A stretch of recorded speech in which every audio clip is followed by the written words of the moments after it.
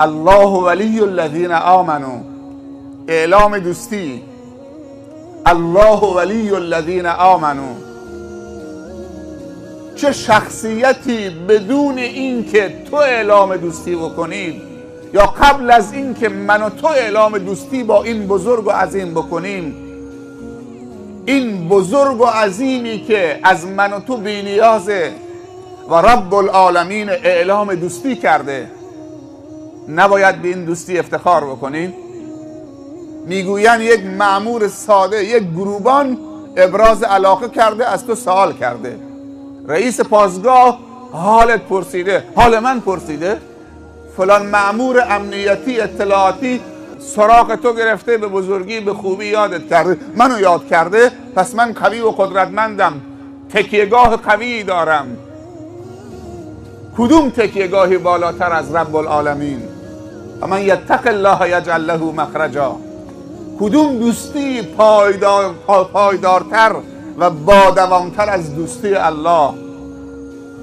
الله اعلام کرده و اقدام کرده و مطرح کرده دوستی خودش، اما گفته با کسانی که ایمان آوردن. الله ولی الذین، الله دوست کسانی است که چه کار انجام میدهند؟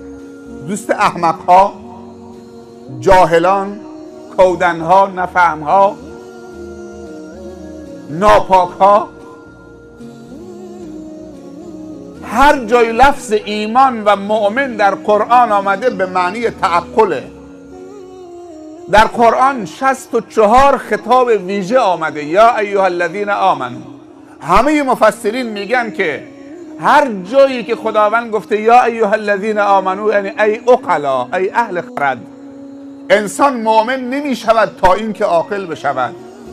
تشخیص دادن این که رب العالمین ربته، این تعقل میخواهد، وگرنه باید گاو بپرستید، وگرنه باید موش بپرستید، وگرنه باید آتش بپرستید که توسط آب خاموش میشود، وگرنه معبودهای فناپذیر باید داشته باشید و این دور از تعقله.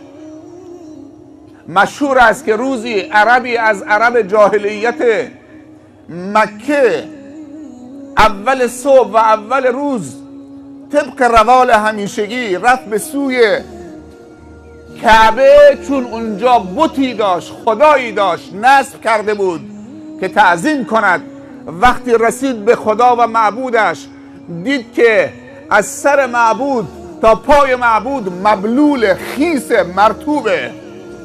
نگاه به آسمان کرد که بارندگی نشده، نگاه به زمین کرد که خیس نیست، متوجه شد که روباهی دارد میرود، متوجه شد که روباه بر سر معبودش تبول کرده، معذرت میخواهم، ادرار کرده، نجاست کرده.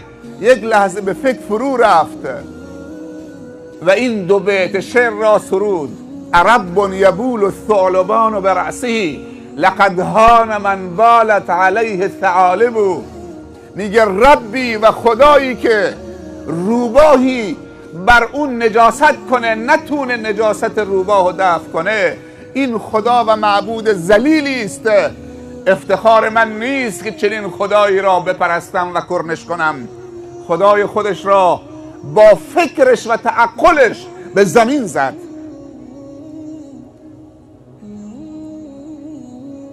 پس ما باید عاقل بشویم تا به دوستی خدا نائل بشویم. باید درک و تشخیص و فهم و درایت در زندگی ما بیاید تا ما به دوستی خدا نائل بشویم، در سلک دوستان خدا وارد بشویم. الله ولی الذین اما آمنو. خداوند اعلام دوستی کرده. اگر میخواهیم به دوستی الله لبیک بگوییم، باید به علم و دانش لبیک بگوییم. کافی نیست به زبان بگیم منم دوست تام. دوست تام یعنی دنبال علم، علم دنیا و آخرت. با مشروبات الکلی که جامعه‌ای درست نمی شود، بنده خدا درست نمی شود. با فساد اخلاقی که بنده خدا درست نمی شود، جانشین خدا درست نمی شود.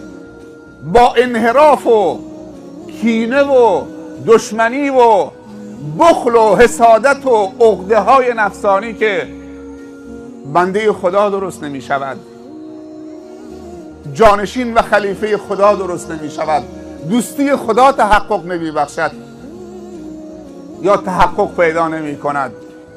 الله ولی الذین، خداوند تو اینجا آمده اما دروازه قرار داده، آمنو.